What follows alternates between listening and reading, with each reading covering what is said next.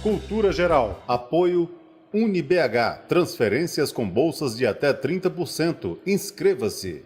Caixa de Assistência OAB Nova Lima. Caminho seguro para os advogados de Minas Gerais. Instituto dos Advogados de Minas Gerais. Mais de 100 anos produzindo conhecimento, igualdade, fraternidade e liberdade.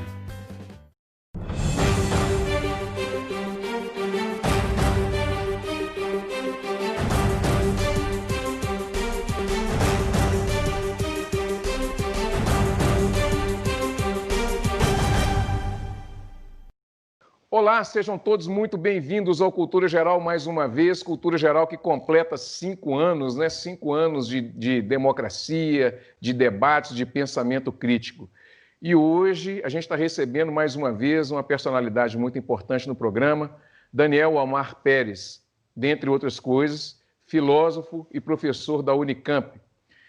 Também, dentre outras coisas também, outras atividades, membro da Casa do Saber. Daniel, seja muito bem-vindo ao Cultura Geral. É sempre um prazer receber pessoas como você para a gente discutir essa modernidade líquida, né, baumaniana, e também a questão da mente humana e do desejo humano e essa situação que a gente tem vivido no contemporâneo. Seja muito bem-vindo, viu, Omar? Daniel Omar. Muito obrigado, Ederson. O prazer é todo meu. Muito obrigado pelo convite. Daniel, como que a gente pode perceber essa cultura do cancelamento que a gente tem vivido, né? Essa subjetividade do eu? Como é que a gente pode fazer poderia conceituar isso que a gente está vivendo hoje no campo da psicanálise? Esse é um problema bastante complicado, não? Porque se trata de uma forma de relacionamento com o outro a partir da negação da posição de fala ou de sujeito, ou inclusive de existência do outro, não? Impossibilita qualquer tipo de diálogo. Eu entendo que esses fenômenos que estão sendo chamados de cancelamento nos últimos tempos, hoje vi um comentário acerca da psicanalista Maria Rita Kell, por exemplo. Outro dia vi outro comentário acerca da jornalista Lilian Schwartz. Também vi outro comentário acerca de uma militante, inclusive do movimento negro, a Letícia Parks.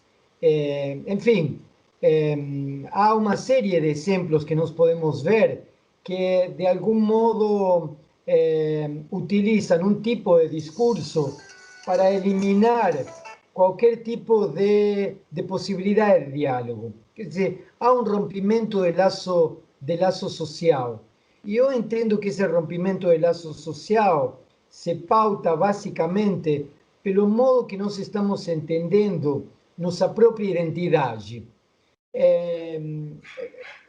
Todos os sujeitos, os seres humanos, vão constituindo suas características, seus traços, no percurso de uma história, não? Primeiro nos identificamos com traços daquele que faz função materna, função paterna, com os elementos da cultura, da família, do clã, do bando.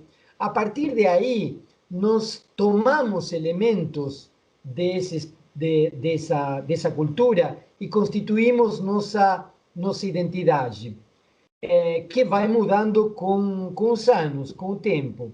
O problema é quando essa identificação se transforma em uma cristalização, e essa cristalização é de algum modo etiquetada, ao ponto de tudo aquilo que não seja eu é descartável, né? Antes de começar, estávamos falando acerca de que, bom, cada um de nós constitui sua própria identidade.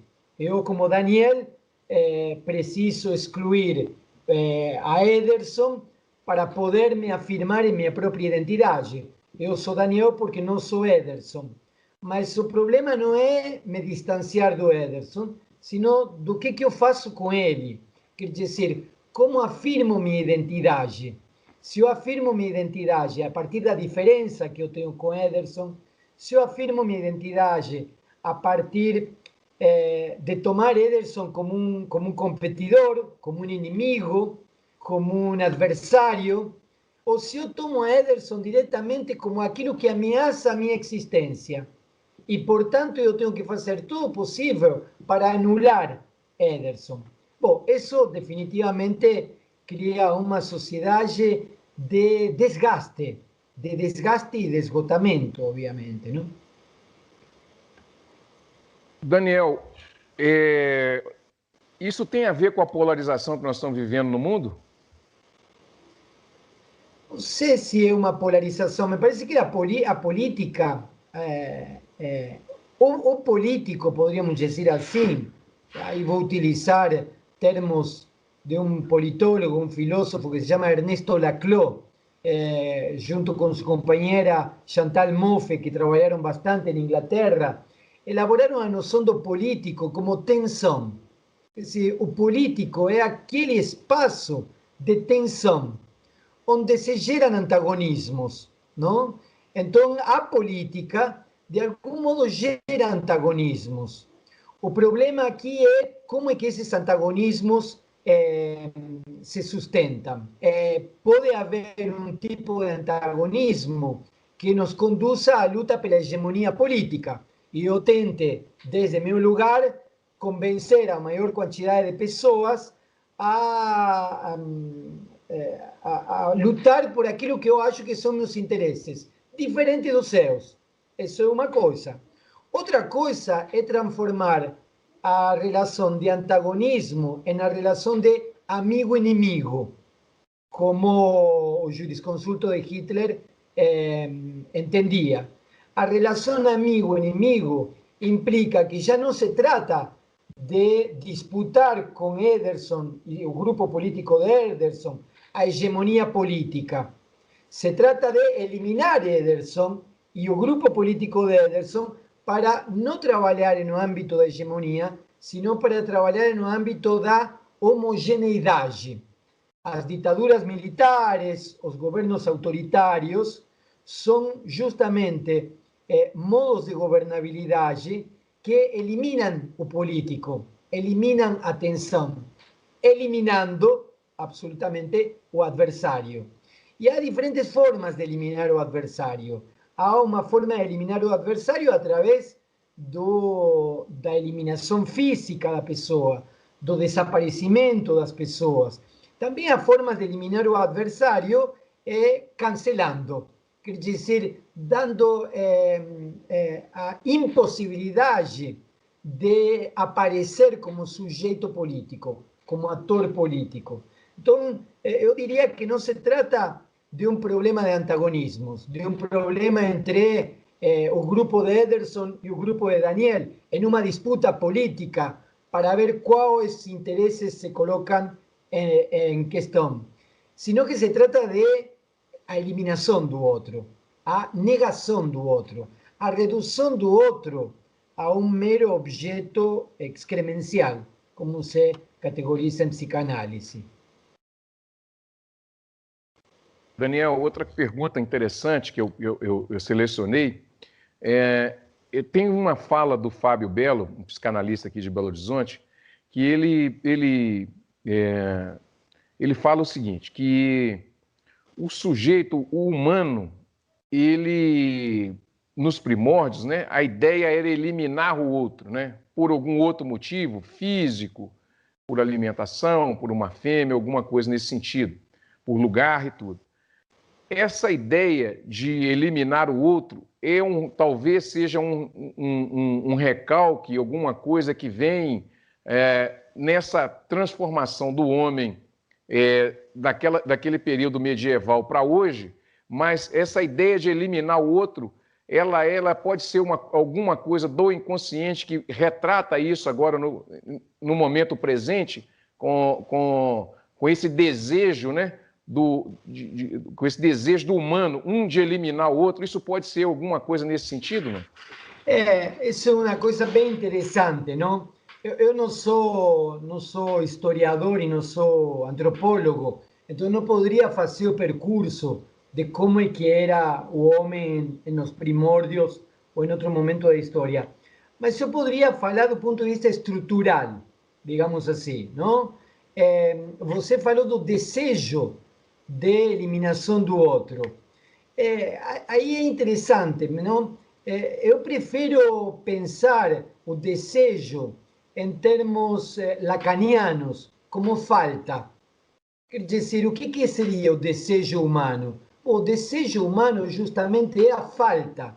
Quer dizer, é aquela incompletude que mobiliza o desejo humano ao encontro com o outro, à relação com o outro.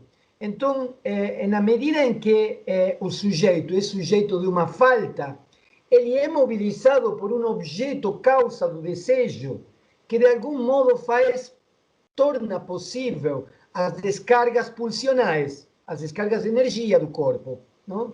Então, de alguma forma, essas descargas de energia produzem uma espécie de circuito pulsional. Eu me relaciono com objetos com os quais descarrego, com pessoas com as quais estabeleço laços sociais e fazemos trocas afetivas, descargas afetivas. Essa é uma forma de sustentar o desejo. A eliminação do outro vai exatamente no sentido contrário ao desejo. A eliminação do outro é uma característica da perversão. Aí poderíamos falar, entre muitas aspas, de um desejo perverso.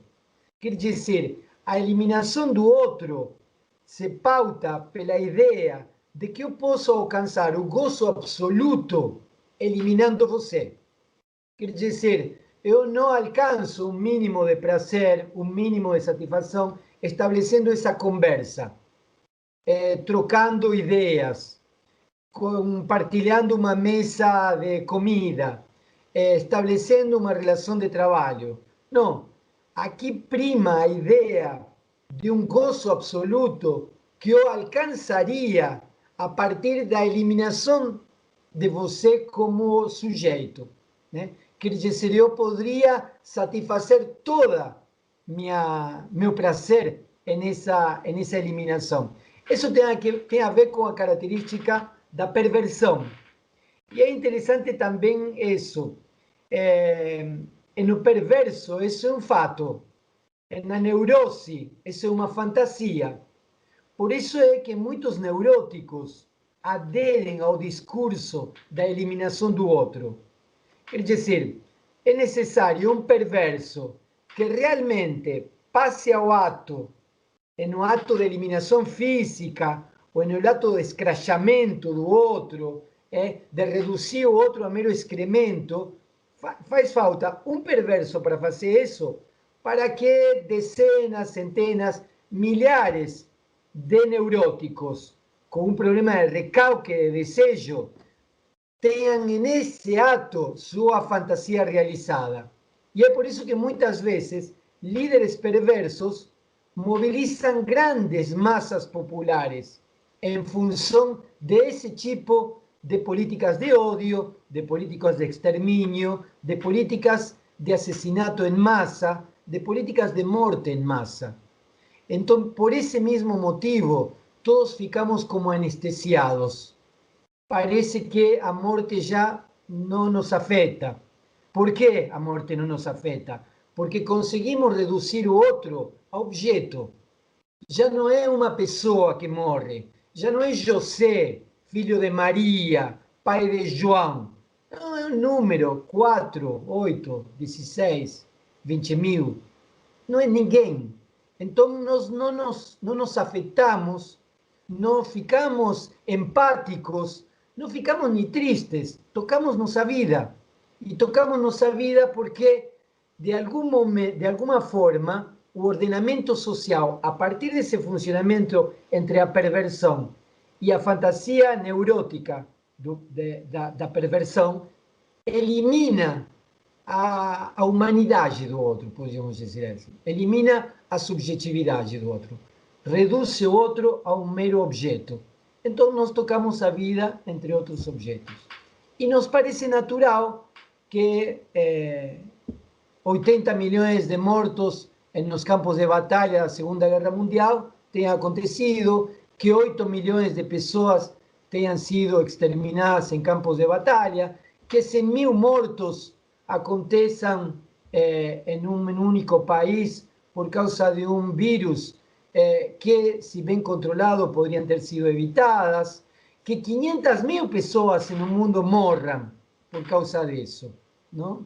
Então, nos afeta uma morte quando nós conseguimos ver o rosto do outro e o olhar do outro me interpelando. Quando o outro é reduzido a mera coisa, o olhar do outro já não me interpela. Portanto, eu posso ser indiferente à desgraça do outro, à morte do outro, à humilhação do outro. Daniel, isso pode ser um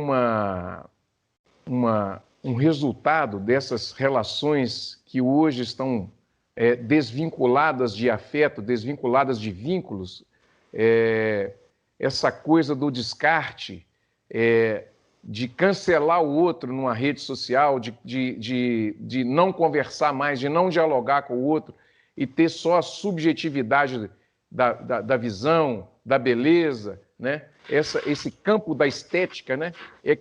Que tem dominado a nossa mente nesse momento. Como é que você percebe tudo isso? Com certeza, com certeza.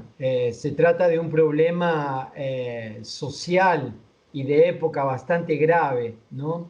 Não é um problema apenas de um indivíduo ou de outro mal-humorado ou irritado com alguma coisa. Se trata de um modo de subjetivação que prevaleceu no início do século XXI, não? E não é um problema de direita e de esquerda. Isso é o que é interessante, né? Não se trata de um problema entre direita e esquerda. Se trata de um problema de como se concebir dentro de uma sociedade. Tem um dado que é muito curioso.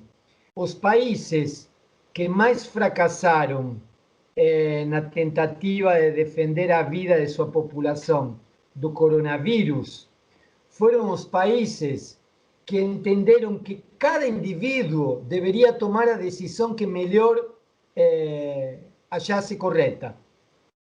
Os países que melhor conseguiram preservar a vida de sua população foram os países que tomaram medidas coletivas, em geral, não? Quer dizer, em geral, os países que tomaram medidas coletivas, quer dizer, que se reconheceram como coletividade, como comunidade, conseguiram defender a vida das pessoas, a vida física das pessoas. Os países que se entendem como indivíduos e no qual cada um pode fazer o que bem entender, são os países que pior performance tiveram. Não conseguiram defender a vida de sua população. Então, o que ocorre? Isso não é de agora, isso não é da pandemia. Há pelo menos uns 20, 30 anos que vem se estabelecendo um tipo de imperativo que Lacan chamou de imperativo do gozo. Na época de Freud, Freud dizia que o imperativo superegóico era o imperativo do proibitivo. Você não devia fazer isso. Então, o imperativo do não fazer gerava sintomas neuróticos obsessivos ou histéricos. Neuroses obsessivas ou neuroses histéricas. E na época do imperativo goza, faz, vai para frente, né? O sintoma que se reconhece como mais diversificado e como mais constante é o do rompimento de laços, não? Quer dizer, há uma ideia de que agora não está proibido, agora você pode fazer. Se você consumiu uma droga, consuma todas. Se você fez sexo uma vez, faça 20.000. Se você trabalhou 8 horas, trabalhe 50. Se você pode, quer dizer, há uma cultura do poder. E é uma cultura do poder que implica também um discurso do poder, da meritocracia, da competitividade. Há um discurso que reforça esse rompimento do laço social quando o indivíduo é relacionado com o Estado e o Estado é visto como aquele que rouba teu dinheiro. o indivíduo é visto em relação com os partidos políticos, e os partidos políticos são entendidos como lugares de corruptos que roubam seu dinheiro. É onde o indivíduo aparece na sociedade e todos os membros da sociedade são vistos como competidores que também querem pegar teu lugar de trabalho, teu lucro. Quer dizer, esse discurso de isolamento em relação com a sociedade, em relação com as organizações sociais e em relação com o Estado, de algum modo encurrala o indivíduo para ser, para dizer um pleonasmo, em sua própria individualidade. E o que ele faz aí é tentar levar ao máximo suas forças por um mandato de empreendedorismo, de ser empresário de si, e o que cai aí é no esgotamento físico e psíquico. Byung-Chul Han, um professor de filosofia que você conhece, ele tem vários livros, a Sociedade do Cansaço é um deles, onde ele elabora justamente essa reflexão, não? Estamos em uma sociedade de rompimento de laços sociais, onde não se trata de proibir, sino se trata de empurrar o sujeito ao desgaste absoluto. E como o sujeito acaba se frustrando, porque aquilo que se vendeu como empreendedorismo, na verdade não funcionava, aquilo que se vendia como meritocracia, na verdade também não funcionava, porque se tratava de um relacionamento com os outros. Enfim, todo esse discurso neoliberal acabou fazendo com que esse sujeito se esgote física e mentalmente e apareçam sintomas como depressão, angústia, pânico, desamparo, né? Hoje no Brasil, uma das drogas que mais tem demanda é para dor de cabeça, para se anestesiar, e antidepressivos, né? Os antidepressivos já viraram um produto de consumo popular. Daniel, esse processo de subjetivação, né? O Han fala muito da violência neuronal e depois da subjetivação, né? O sujeito passa a ser um projeto, né? Ele é o projeto de si mesmo. Qual é o papel da filosofia e da psicanálise para auxiliar, né, nesse momento de sofrimento grande que a gente está vivendo? É bem complicado isso, não? Slavoj Žižek disse que a filosofia serve para evitar catástrofes, não? Ou seja, tem uma posição de diagnose. Agora, como se resolve isso? Esse é um problema mais difícil ainda, que é a de dar diagnósticos. Mas me parece que nos mismos diagnósticos nós encontramos algumas pistas, não? Essa pandemia, por exemplo, nos mostrou que o estabelecimento de laços sociais comunitários, o encontro com o outro e a solidariedade, as formas de organização comunitária e social permitiram, por exemplo, que os mais pobres no Brasil tivessem um prato de comida na mesa, conseguissem, de alguma forma, evitar o avanço ainda mais terrível da pandemia. Então, me parece que é preciso começar a pensar em como é que nós nos relacionamos com o outro. Pensar e fazer.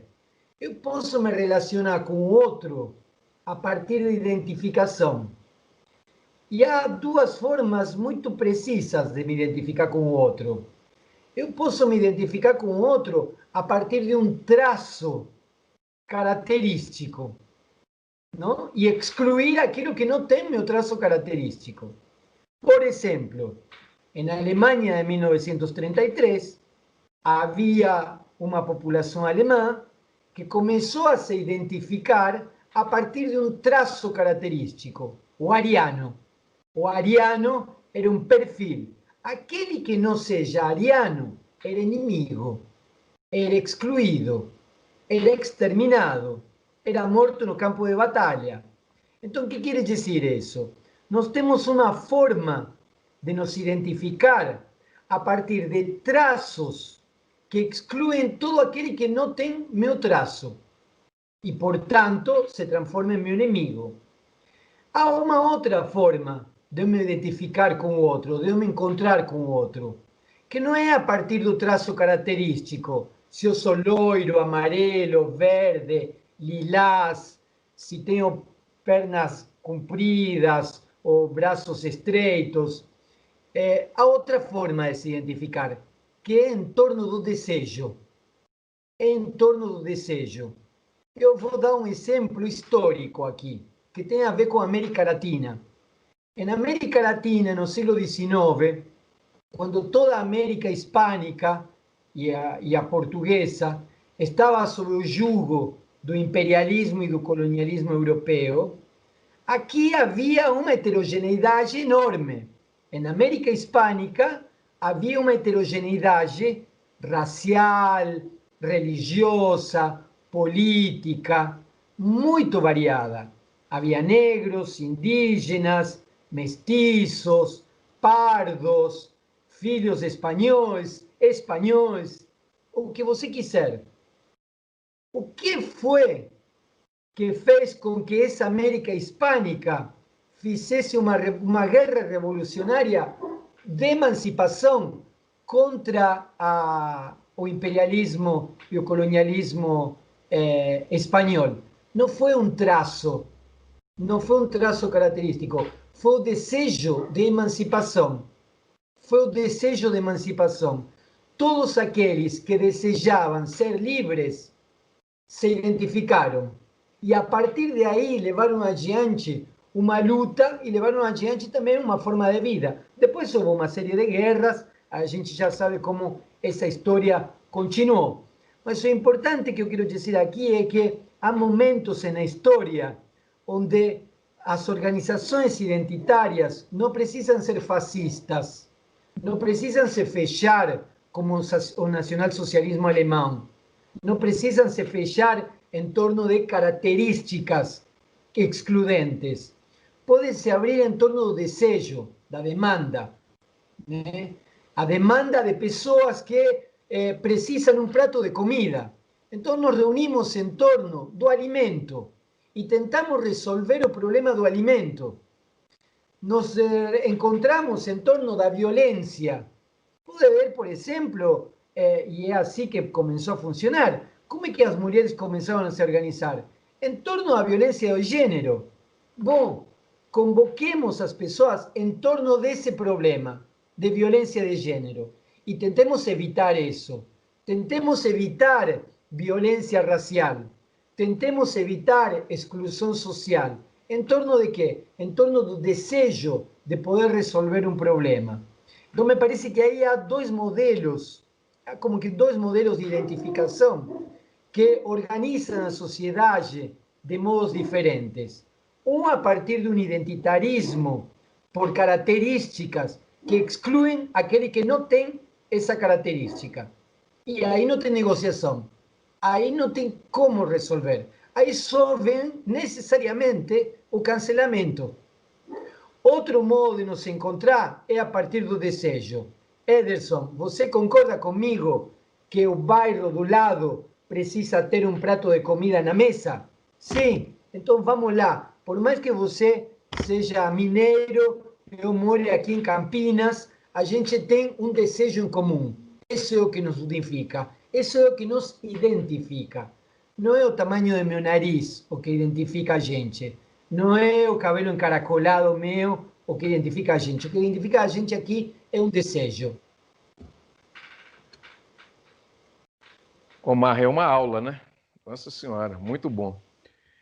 Agora, tem um detalhe, Omar, que a gente estava conversando também antes da gente começar, que é um livro do Christopher Lasch, sociólogo americano, que vai falar exatamente desse identitarismo que você estava comentando, mas de uma forma que ele fala que as pessoas se entrincheiraram nas suas lutas, né? E à medida que você vai vivendo, vai lendo outras coisas, você vai compreendendo, vai fazendo o contexto, você vai percebendo que esse entrincheiramento, às vezes, ele pode fazer mal. Essa luta identitária, ao contrário de uma luta em comum, todos caminhando para um bem comum e buscando uma unicidade, né, da luta, poderia ser uma fragmentação até do próprio capital, do próprio movimento capitalista, que divide as pautas e dentro dela coloca as suas cunhas, e para cada cunha que ele é colocado, você cria um mercado de consumo e, obviamente, que aí trabalha o desejo, trabalha a eliminação do outro, trabalha uma série de coisas. Você acha que tem sentido esse raciocínio, Daniel? Eu acho que a gente é mobilizado pelo desejo. E me parece que o encontro com o outro se dá a partir do desejo. Quer dizer, eu posso fazer uma comunidade na medida em que um encontro de indivíduos se articula a partir do desejo de uma comunidade. Quando esse desejo está recalcado, a relação de identificação vem pela via do imperativo, poderíamos dizer assim. Então, há um imperativo que me diz o que fazer, como fazer. Você estava falando das subjetividades e da construção das subjetividades. Eu vou citar uma colega, amiga, Nora Merlin, uma colega com a qual trabalho nessa pesquisa de Buenos Aires, e ela disse, Nora Merlin disse o seguinte: hoje o líder não é necessariamente um ser humano. Hoje o líder pode ser a televisão, pode ser uma rede de televisão, pode ser uma empresa que manipula conteúdos informativos por WhatsApp, por redes. Então, essa empresa diz, a partir do impulso de determinadas mensagens, do que você vai rir, do que você vai chorar, quando que você vai ficar preocupado, com o que você vai ficar indignado. Dá para entender a ideia? Quer dizer, eu posso ter uma empresa que de algum modo impulsiona determinados conteúdos informativos às 2 da tarde que me fazem rir, às 3 da tarde me fazem chorar, às 4 da tarde me fazem ficar indignado por alguém. Por quê? Porque eu sou bombardeado de alguma forma a partir de conteúdos que circulam na televisão, nos jornais, nas rádios, nos WhatsApp, no Facebook, em Instagram, em todos esses lugares. Então, a partir de aí se vão construindo determinadas subjetividades. E me parece que essas subjetividades são as que se moldam a partir de uma liderança, né? Freud entendia que o líder era um sujeito, era o substituto do pai. Lacan vai entender que o líder já não é o substituto do pai, senão o significante do substituto do pai, quer dizer, o nome, né? um elemento significante. Nora está dizendo, bom, pode ser uma operação de bombardeio de conteúdo informativo, né? Então eu recebo a informação de que no Líbano houve 85 mortos, eu me indigno pelo Líbano agora. Mais tarde eu recebo a informação de que Marcelo Adnet fez uma piada, então eu rio. Mas por quê? Porque eu ouvi 23.000 vezes isso, não? Então, a partir de aí se conformam identidades, se conformam subjetividades. No entanto, me parece que há outras formas de criar subjetividade que são justamente aquelas que permitem a emancipação, que permitem a transformação social, que permitem a circulação do desejo, que permitem descargas afetivas. Então, o problema da identificação não é por si mesmo bom ou ruim. O problema da identificação é ver em torno do que me identifico. E é o modo em que eu lido com essa identificação em relação com aquele outro que não está dentro do grupo de identificação.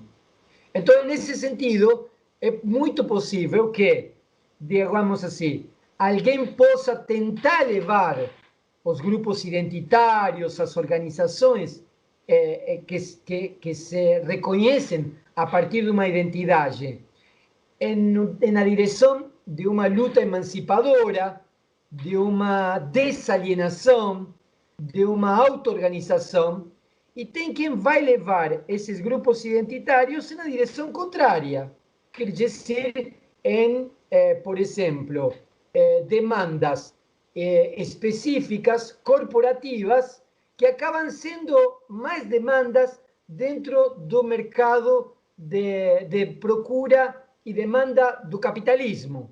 Quer dizer, eu posso trabalhar, e de fato, toda a propaganda das empresas dentro do capitalismo trabalham a partir de identificações. Identificam alguém, fazem com que alguém deseje, anseie aquele produto e transformam aquela identidade em um consumidor, não? Então, me parece que isso ocorre com muita frequência e não é de agora, não? Nós podemos ver como muitos elementos da pauta LGBT são utilizados por grandes multinacionais. Nós podemos ver como boa parte da pauta de movimentos negros e movimentos antirracistas são utilizados para produzir produtos específicos de consumo masivo de grandes multinacionais. E assim com qualquer outro tipo de identidade, né? Quer dizer, é só criar... as empresas sempre criam algum tipo de identidade generacional, por exemplo.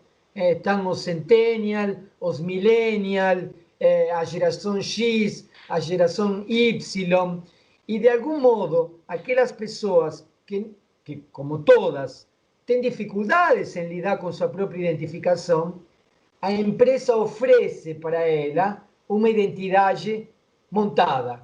Você nasceu na década de 90, então você é Centennial. Você nasceu depois, então você é Millennial. O Centennial consome isso, isso, isso. O Millennial faz isso, isso, isso. Então, você quer pertencer. E esse é um problema também interessante. Todos nós queremos pertencer a alguma coisa. Por quê? Porque todos nós temos demanda de amor. Pertencer significa, de algum modo, querer ser reconhecido. E eu, como ser humano carente, eu quero ser reconhecido. E não só pela minha mãe. Eu quero ser reconhecido pelo outro que está ao lado. Agora, para isso, há uma espécie de relação de troca. Você quer ser reconhecido, então você se comporte como tal.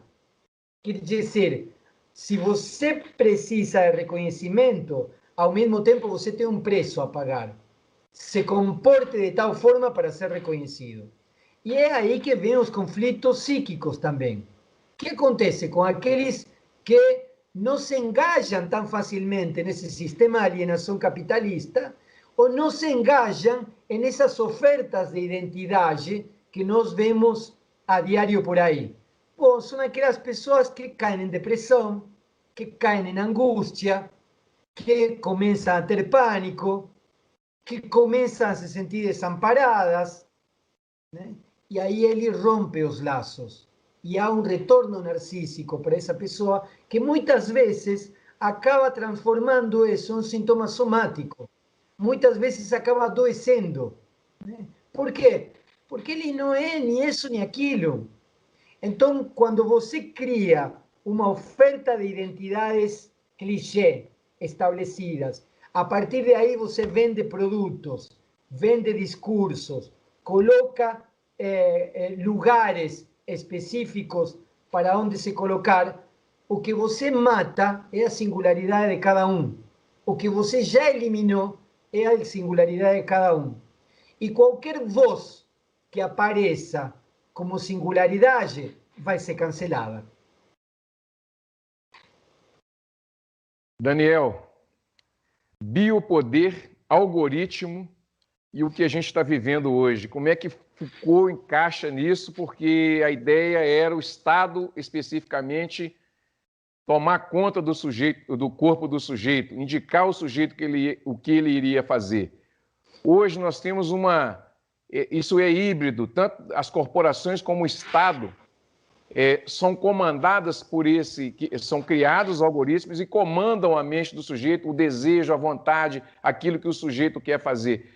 Como é que a gente amarra essas duas coisas, o biopoder de Foucault e essa ideia de amplificação do desejo, do medo, essa amplificação da subjetividade mesmo do sujeito, do indivíduo? Olha, Ederson, antes de conversar com você, eu terminei uma reunião com um pesquisador que está nos Estados Unidos, uma pesquisadora que está aqui no Brasil, porque estamos tratando justamente o tema do que se denomina de computação afetiva, de como os novos programas, de como os novos sistemas com inteligência artificial e com programação estão lidando com a afetividade. Isso é um tema que não é futurismo.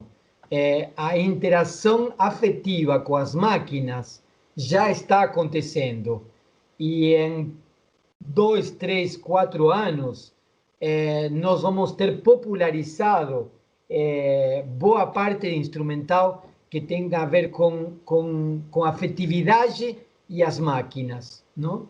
E, bom, é um tema que está em discussão. Como é que uma máquina lida com afetos? Como é que essa máquina responde? Quais são os critérios para definir essas afetividades? E o que é interessante, não é apenas um problema de disciplinamento do Estado, como alguns textos dos primeiros estudos da década de 70 de Foucault nos mostravam, não? E como nos mostrou a filosofia política durante décadas. A filosofia política durante décadas ficou presa da armadilha de que o poder era o Estado. Precisou vir Marx, precisou vir Foucault para mostrar que o poder não é apenas o Estado. O Estado faz parte do poder, mas não é o poder o Estado, não? Hoje, mais do que nunca, o Estado é instrumento de poder de multinacionais, de circulação de capital especulativo financeiro, e quem pauta os limites da possibilidade de governabilidade de um Estado são, de fato, as grandes multinacionais e são, de fato, o fluxo de capitais especulativos, não? E isso não é um problema local ou regional, é um problema global que nós vamos a ter que resolver. Em meio de tudo isso, e isso que é interessante, está a interconectividade. Todos nós hoje, até por uma questão de pandemia, estamos utilizando o tempo inteiro plataformas, redes sociais. Tudo isso cria um conteúdo informativo que é propriedade privada da empresa que está oferecendo esse serviço. Quer dizer, a empresa que está oferecendo esse serviço sabe a que horas acordo, quando eu tenho fome, qual é a comida que eu gosto, com quem conversei, até onde eu fui com o carro, sabe absolutamente tudo de minha vida. Tudo. Quer dizer, há uma empresa particular que conhece a vida de cada um de nós muito melhor do que nós. Muito melhor do que seu esposo ou sua esposa, por exemplo. Ela sabe mais ainda. Agora, isso é informação de uma empresa privada. A semana passada estive conversando casualmente com o secretário, com o presidente do sindicato de professores da República Argentina, justamente por como estavam trabalhando em educação neste clima de pandemia. E ele me dizia, Daniel, a interconectividade e o trabalho a partir das redes sociais e online está para ficar. Quer dizer, se nós podemos voltar a uma normalidade, mas o modo da interconectividade já vai fazer parte da educação, por exemplo, não? Que era o caso que estávamos discutindo. Então, já o próprio sindicato de professores já não tem a menor ilusão de que a gente vai voltar naturalmente a aulas presenciais como eram antes, sino que vai haver questões presenciais, vai haver grupos, mas vai haver muito trabalho feito a partir das redes. O problema é que plataformas usamos? As privadas. Para onde nós enviamos esses conteúdos informativos? Para armazenamentos de empresas privadas? Bom, há muitos países que estão muito preocupados com isso e estão pensando que é preciso criar plataformas públicas próprias, cujos conteúdos informativos façam parte da soberania nacional do país. Ou seja, já não se trata apenas de abrir um computador, interatuar, saber se estou sorridente ou não. Se trata de que eu posso ter a capacidade informativa de saber se uma população inteira de um país está satisfeita ou não com seu governo. E eu sou uma empresa estrangeira e eu tenho essa possibilidade. Não? Quer dizer, já se trata não apenas de brincar, se trata de soberania nacional, se trata de informações cujo conteúdo está em mãos de uma empresa privada, de um Estado estrangeiro, e que tem a ver com a idiosincrasia e com a atividade cotidiana de uma população, que pode ser passível de qualquer tipo de ameaça. Para ter uma ideia, inclusive, tem muitas forças armadas que hoje estão começando a pensar em uma quarta forma, uma quarta força armada. Em Brasil tivemos primeiro a Armada, depois o Exército e depois a aviação. Bom, o Brasil é um dos países mais preocupados e com maior qualidade de trabalho em problemas de ataque cibernético. Quer dizer, aqui o Brasil, com todas as deficiências que a gente pode ter, é um país onde as Forças Armadas estão pensando seriamente nisso, não? E isso se distribui para os outros países de América do Sul.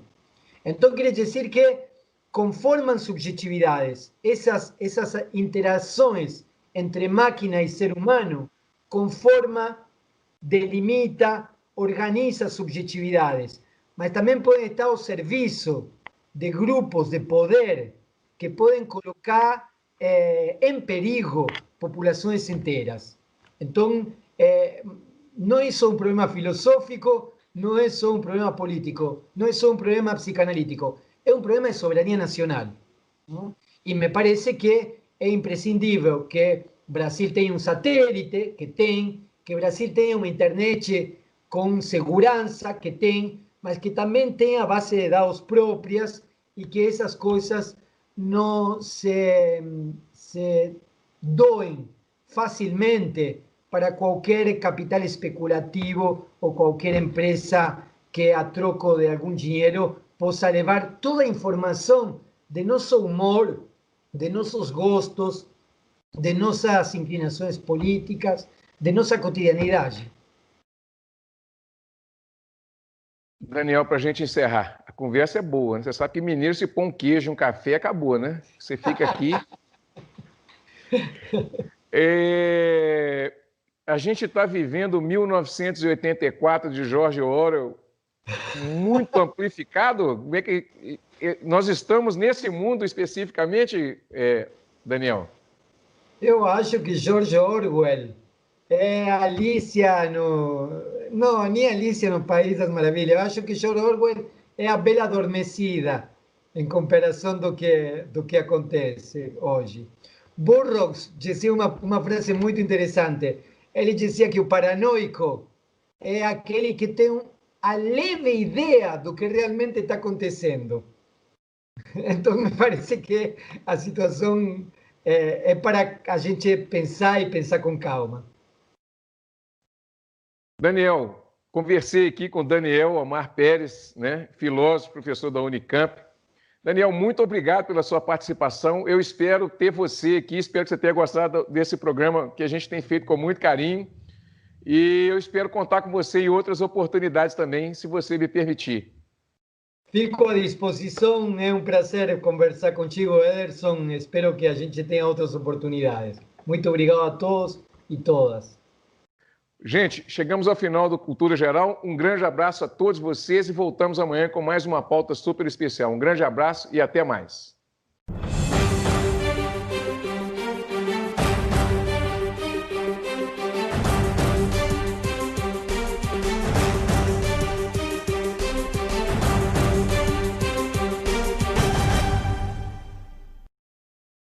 Cultura Geral. Apoio UniBH. Transferências com bolsas de até 30%. Inscreva-se.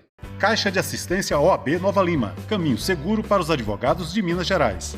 Instituto dos Advogados de Minas Gerais. Mais de 100 anos produzindo conhecimento, igualdade, fraternidade e liberdade.